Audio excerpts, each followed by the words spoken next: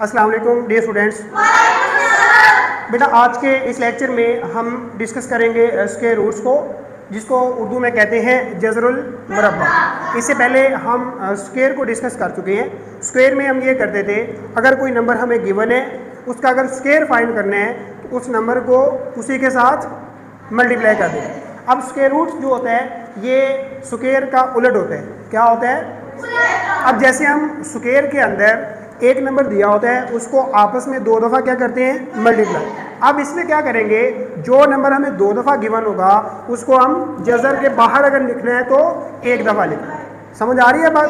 उसकी एग्जांपल ले लेते हैं। जैसे अगर हम इसकी नोटेशन पे गौर करें तो बेटा ये होती है इसकी नोटेशन और इसकी वैल्यू होती है 1/2। अब मैं एग्जांपल से आपको समझाने लगा था। अगर हम मालूम करें 25 का स्क्वायर रूट्स, अब 25 को जब फैक्टर करेंगे तो क्या बनेंगे? 5 मल्टीप्लाई बाय 5। अब 5 कितनी दफ़ा लिखा हुआ है? दो दफ़ा। तो जज़र के बाहर लिखेंगे तो कितनी दफ़ा लिखेंगे? शाबाश, एक दफ़ा लिखेंगे तो क्या बन जाएगा? ओनली 5। ये एक शॉर्ट मेथड भी है कि अगर हम स्क्वायर रूट्स फाइंड कर रहे हैं तो हर दो फैक्टर को कितनी कितनी दफ़ा लिखते जाना है? एक एक दफ़ा। और अगर इसको मैथमेटिकली सॉल्व करें तो बेटा ये इस तरह बनेगा, जो नंबर जितनी दफ़ा मल्टीप्लाई होता है वो बन जाती है उसकी पावर। अब 5 मल्टीप्लाई हो रहा था दो दफ़ा, तो 5 की पावर क्या बनेगी? 2। अब जो जज़र है ऊपर, जज़र की वैल्यू अभी मैंने बताई 1/2 से 2 कैंसिल होगा तो जवाब क्या आ जाएगा? दोनों मेथड से आप सवाल को हल कर सकती हैं। शॉर्ट वे में कि अगर दो रकमें हैं तो जज़र के बगैर कितनी दफ़ा? एक दफ़ा। और अगर हल करना है तो जो रकम जितनी दफ़ा मल्टीप्लाई होगी तो उसको उसकी पावर में लिखेंगे और जज़र की वैल्यू होती है 1/2, फिर एक दूसरे से कट करेंगे तो जो बाकी बच जाएगा वो आपका जवाब होगा। ठीक है? अच्छा बच्चों, एक्सरसाइज नंबर 1.5, इसमें हमने स्क्वायर रूट फाइंड करना है। दो मेथड्स हैं, दो तरीक़ेकार हैं। फर्स्ट मेथड है फैक्टराइजेशन और सेकंड है डिवीजन। तो पहले हम क्वेश्चन नंबर 1 को फैक्टराइजेशन के ज़रिए करेंगे। जब भी आपको कोई क्वेश्चन दिया होगा, इसका तरीक़ेकार ये है कि आपने उसको इस तरह फैक्टराइज करना है। जैसे पहला सवाल था 784। अब जिस नंबर के एंड पे 4 या 2, 0, 2, 4, 6 या 8 आ जाए वो नंबर 2 पे डिवाइड होता है। वो नंबर किस पे डिवाइड होता है? 2 पे। अब इसको 2 पे डिवाइड करेंगे तो ये आ जाएगा 2 3 * 6, 1 कैरी करेंगे 18 बन जाएगा, तो 2 9 * 18 एंड 2 2 * 4। इसी तरह इस तरह को क्या कर देना है? फैक्टराइज। और अब आपने इसको इस तरह से लिखना है। हमने 784 का स्क्वायर रूट फाइंड करना है तो हम ये लिखेंगे 2 × 2, ये देखें 2 × 2, फिर अगेन 2 × 2 और एंड 7 × तो स्क्वायर रूट से बाहर आने के लिए क्या करते हैं, जो रकमें दो दफ़ा हों बगैर स्क्वायर रूट के कितनी दफ़ा? एक दफ़ा। अब ये 2 कितनी दफ़ा लिखा हुआ है? तो बगैर जज़र के एक दफ़ा। इसी तरह ये 2 दफ़ा बगैर जज़र के एक दफ़ा। ये भी कितनी दफ़ा? आपस में मल्टीप्लाई कर दे। 2 2 * 4, 4 7 * 28। अब इसी तरह सेकंड पार्ट है 1225, उसको फैक्टराइज करेंगे तो ये बन जाएगा 5 × 5, 7 × 7। तो ये 5 कितनी दफ़ा? बगैर जज़र के एक दफ़ा। 7 कितनी दफ़ा? बगैर जज़र के 7 5 कितना होता है? समझ आ रही बात? तीसरा जो पार्ट है 2500, इसको हम एक डिफरेंट वे से करते हैं। इसको फैक्टराइज नहीं करेंगे, डायरेक्टली इसको सॉल्व करेंगे। किस तरह से? 25 को क्या लिखते हैं? 5 × 5। 25 को क्या लिखते हैं? आगे जो 2 0 आ रहे हैं ना, उसको आपने 10/10 लिख देना है। क्या लिख देना है? 10/10। ये 2 0 100 को शो करवा रहे हैं। किसको शो करवा रहे हैं? 100। तो 10/10 भी क्या होता है? 100। 10/10 भी क्या होता है? ये सिंपल सा वे है, जितने भी ज़ीरो होंगे उसके साथ 1 लगा के आपने लिखे जाने हैं। अगर 2 0 हैं तो 10/10, अगर 3 0 होते तो 10/10/10, तो 3 दफ़ा 10 आ जाना था। अगर 4 0 होते तो 4 दफ़ा 10 10 आ जाना था। अब उसी तरह ये 5 कितनी दफ़ा? 2 दफ़ा बगैर जज़र के एक दफ़ा। 10 कितनी दफ़ा? बगैर जज़र के, तो 10 5 कितना होता है? 50। इसी तरह नेक्स्ट है 4225। जब हम इसको फैक्टराइज करेंगे तो ये बन जाएगा 5 × 5, 13 × 13। ये भी 5 2 टाइम है, इसको 1 टाइम लिखेंगे, 13 भी 2 टाइम, कितनी दफ़ा लिखेंगे? 13 को 5 से मल्टीप्लाई कर देंगे तो 13 5 कितना होता है जी बच्चों। नेक्स्ट इसका फिफ्थ वाला पार्ट है 5184। तो लास्ट पे क्या आ रहा है? तो डिवाइड किस पे होगा? 2 पे। ये जवाब है। इसके लास्ट पे फिर किस पे डिवाइड होगा? इसके लास्ट पे फिर 2 पे, इसके लास्ट पे फिर 2 पे, 4 है फिर 2 पे, 2 है 81। अब 81 तो 2 पे नहीं होगा। अब आपने क्या करना है, इसको 2 के बाद 3 पे चेक करना है। 3 पे कैसे चेक किया जाता है? दोनों डिजिट्स को जमा कर लें। दोनों डिजिट्स को क्या कर लें? अगर उनका जवाब 3 पर डिवाइड हो रहा है तो वो नंबर भी पूरा पूरा 3 पे डिवाइड होगा। जैसे 8 और 1 कितना होता है? 9। 9 3 पे डिवाइड हो जाता है, इट मीन 81 भी होगा। अब देखिए 3 2 आर 6, 2 बचा 1 21, तो 3 7 आर 21। अब 27 को 2 और 7 को जमा करें 9, तो ये फिर 3 पे डिवाइड होगा, तो 3 9 आर 27, 9 फिर 3 पे होगा, 3 3 आर। तो सार फैक्टर को लिखेंगे। ये 2 दफ़ा था बगैर जज़र के 1 दफ़ा, ये भी 2 दफ़ा बगैर जज़र के 1 दफ़ा, ये 2 दफ़ा, ये भी 2 दफ़ा। अब ज़रब दे 2 ज़रब 2 4, 4 ज़रब 2 8, 3 को 3 से ज़रब दे दें 9, 8 9 12।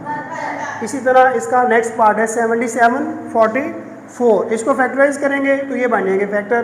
तो सेम मेथड है कि 2 फैक्टर है बगैर जज़र के 1 दफ़ा लिखेंगे। अब 2 ज़रब 2 4, 4 2 8, 11 का 11, 11 को 8 से मल्टीप्लाई कर देंगे तो 88 आ जाए। समझ आ गई बात? चले नेक्स्ट मूव करते हैं इसके 6 और 7।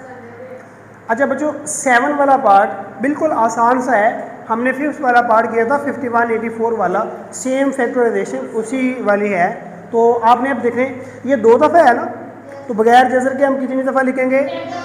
ये भी 2 दफ़ा बगैर जज़र के, ये 3 2 दफ़ा बगैर जज़र के, ये 2 ज़रब 2 कितना होता है? 4, 3 ज़रब 3 9 ज़रब 4 36।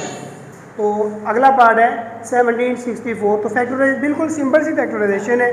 तो हर पेयर जो 2 दफ़ा है उसको 1 दफ़ा लेकर आपस में क्या करेंगे? मल्टीप्लाई, तो ये इसका जवाब आ जाएगा 42। अब ये थे 4 डिजिट। अब इसमें 9वें पार्ट से शुरू हो रहे हैं 5 डिजिट। तो परेशान नहीं होना, लास्ट पे देखें 0 2 4 6 8 अगर आ जाए तो होगा 2 पे डिवाइड।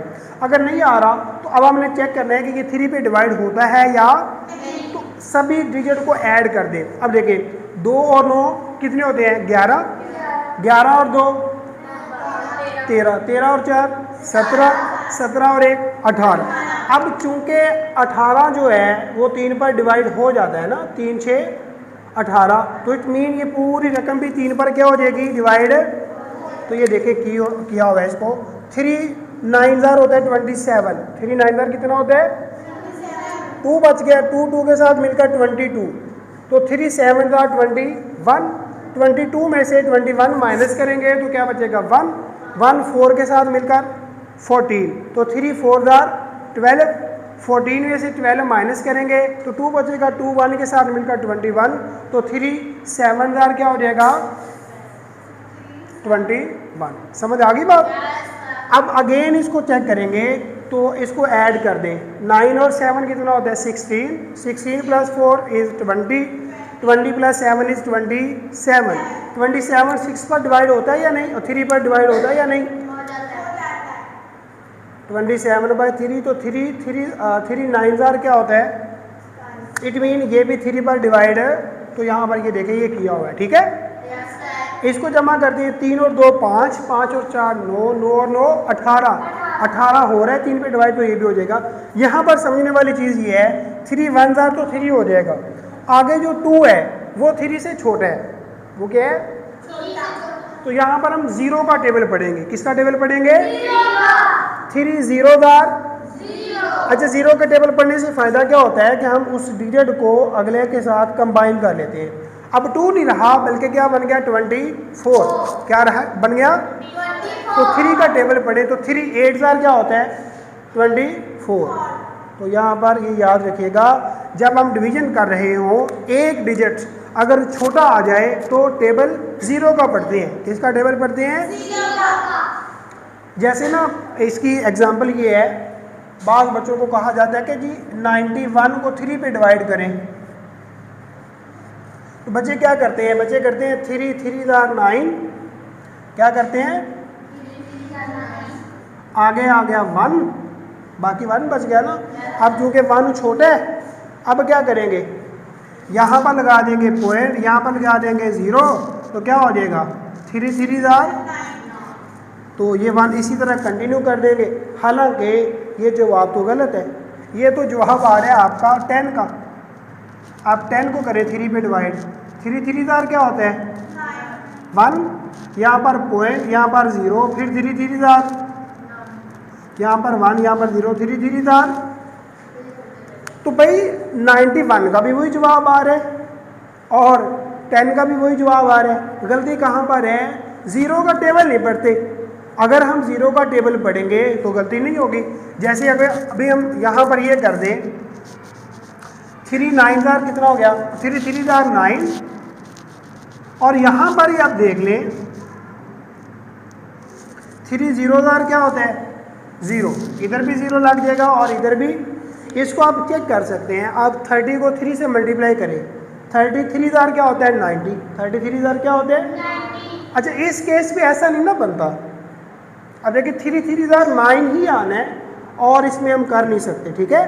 तो इसलिए बेटा जहाँ पर हम डिवीजन कर रहे होते हैं, एक डिजिट उस नंबर से जिसे हम डिवाइड कर रहे होते हैं छोटा आ जाए, तो वहाँ पर कौन सा टेबल पढ़ते हैं 0 का। इसलिए यहाँ पर 0 का टेबल पढ़ा गया, ठीक है। फिर 3 8 24 एंड 3 3 9 बन जाता है। समझ आ गई बात।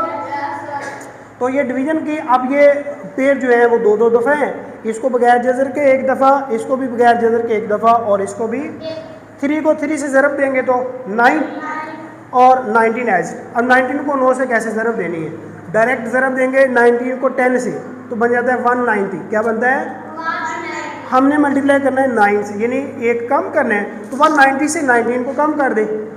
अब देखिए 190 से हम करते हैं 20 को कम, तो वो बनता है 170। लेकिन हमने कम कितना करना है 19, तो क्या बन जाएगा 171। क्लियर है।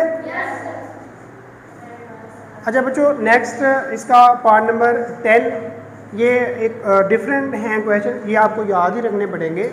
ये ना तो 2 पे डिवाइड होगा, ना 3 पे, ना 4 पे, ना 6, ना 7, ना 8 पे, बल्कि डायरेक्टली जाकर आपको मल्टीप्लाई करना पड़ेगा 227 से।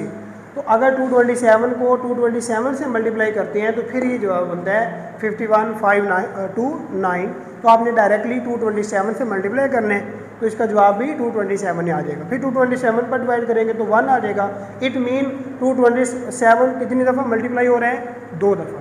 तो अगर जज़र के अंदर रकमें 2 दफ़ा हैं तो बगैर जज़र के 1 दफ़ा। सेम ये वाला पार्ट है इसका 11 वाला पार्ट। अब ये मल्टीप्लाई होगा 647 से। जब 647 को 647 से मल्टीप्लाई करेंगे तो ये जवाब बनता है। अब इसको फिर अगेन इस पर डिवाइड करेंगे तो ये कितनी दफ़ा मल्टीप्लाई हो जाएगा, 2 दफ़ा। तो जज़र के नीचे जो रकमें 2 दफ़ा हैं बगैर जज़र के। लास्ट पार्ट बड़ा इंटरेस्टिंग सा है। अभी इस 2401 आगे 20 आ रहे हैं, तो 20 वाला क्वेश्चन पीछे भी आ चुका है 2500 वाला। हम 20 को क्या करते हैं 10/10 लिख देते हैं। क्या करते हैं 10/10। तो बेटा अब हमने जस्ट फैक्टराइजेशन करनी है 2401 की, तो ये होगा 7 पर डिवाइड। किस पर होगा, जैसे 7 3 21, 24 में से अगर 21 निकालते हैं तो 3 बच जाता है, 3 0 के साथ मिलकर 30, तो 7 4 होता है 28। क्या होता है 2 बचेगा 1, तो 3 7 3 21 हो जाएगा, ठीक है। फिर ये 7 पे हो जाएगा 49 आ जाएगा, अगेन 7 7 49 होता है। तो ये 4 दफ़ा मल्टीप्लाई हो जाएगा। अब ये भी 2 दफ़ा है तो बगैर जज़र के 1 दफ़ा, ये भी कितनी दफ़ा 2 दफ़ा, बगैर जज़र के 1 दफ़ा। ये जो 2 0 हैं इनको हमने क्या लिखना है 10/10। अब ये 2 दफ़ा बगैर जज़र के 1 दफ़ा है ना, तो 10/10 भी 2 दफ़ा है तो बगैर जज़र के 1 दफ़ा। 7 को 7 से मल्टीप्लाई करेंगे तो 49, और 49 को जब 10 से मल्टीप्लाई करेंगे तो जवाब आ जाएगा 490। अच्छा बेटा, यहाँ तक हमारा जो क्वेश्चन नंबर 1 है बाय फैक्टराइजेशन स्क्वायर रूट हमने फाइंड किया, ये हो गया कंप्लीट। इंशाल्लाह नेक्स्ट लेक्चर के अंदर हम स्क्वायर रूट फाइंड करेंगे बाय डिवीजन मेथड।